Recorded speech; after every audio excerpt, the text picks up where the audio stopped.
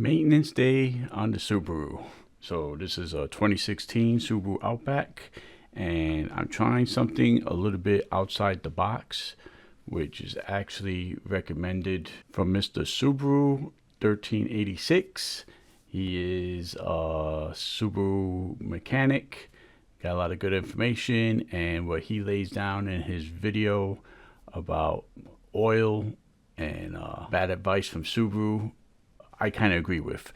So what is the premise? Well, the premise is that Subaru and other manufacturers are trying to reach emission standards to get the most miles per gallon out of a car at possibly sacrificing a little bit wear or tear on the engine by using 020 motor oil.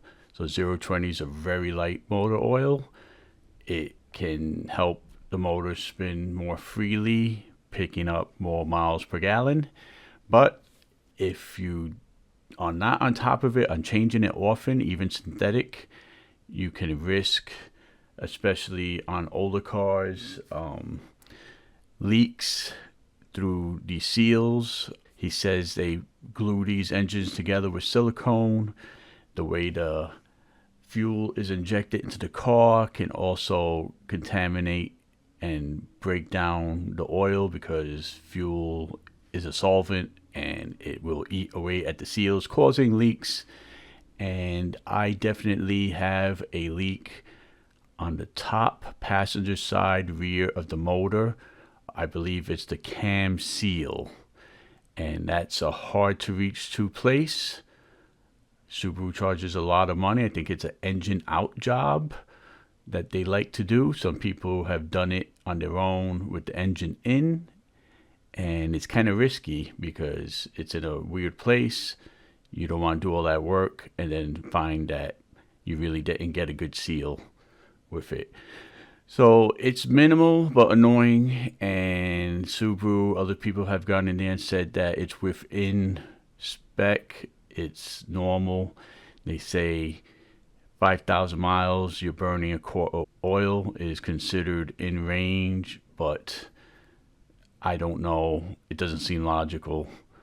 So what I'm doing, following his advice, is I'm going with a heavier thickness of oil. I'm going to 530 weight, and I mixed in 1 quart of 020. So hopefully this will probably thicken up and not pass the seals for that small leak easily. Mr. Subaru says you will give up some miles per gallon, but it's better to give up a few miles per gallon. He averaged about 1 gallon a tank. So if you're getting 20 something miles per gallon, you're going to lose like 20 mpgs per tank.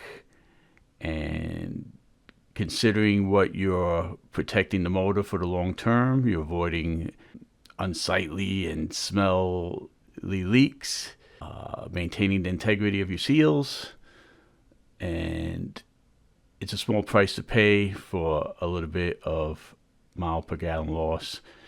And that's where I'm going. We're going to see how this works. Usually on the hotter days, when I run the car on the highway at highway speed 65, 75, after the end of the trip, maybe an hour long, I'll get some whiff of that oil burning on top of the motor, and sometimes I'll see a little puff of smoke coming out of there, and that's annoying. It's a nice car, everything feels brand new, and I wish I could eliminate that, but this is the cheap way I'm going, and possibly it's going to work out for the long-term health of my motor.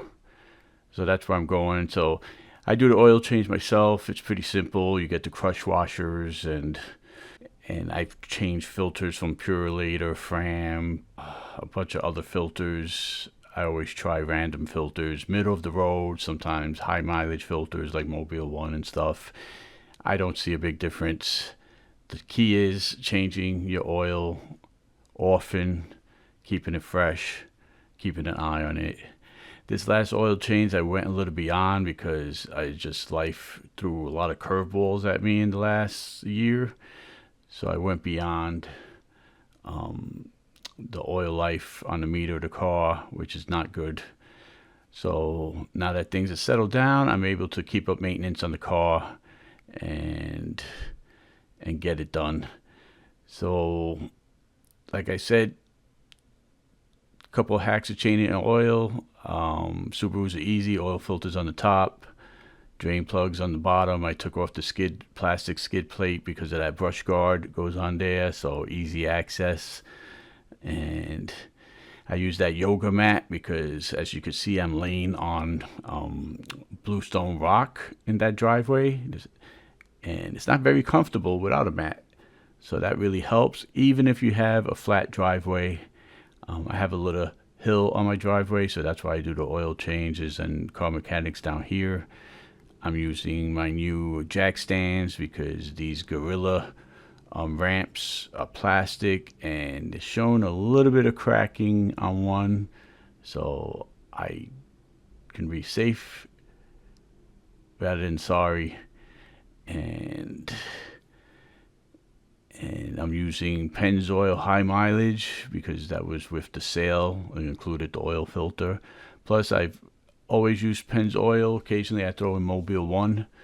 I've been using Mobile 1 on the 2011 Crown Victoria Police Interceptor that I have, and happy with both oils.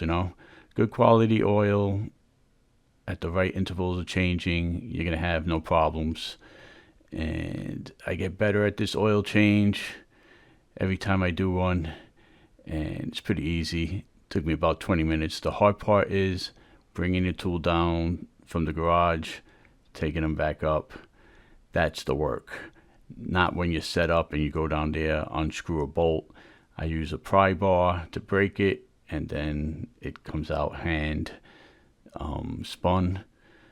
Oil filter, a little a Duratec oil wrench, and hand tightened, snug, no problems. Super easy oil change, and it feels good to take care of it yourself, and you've done a good job instead of risking somebody not tightening the bolt at an oil change place, overpaying.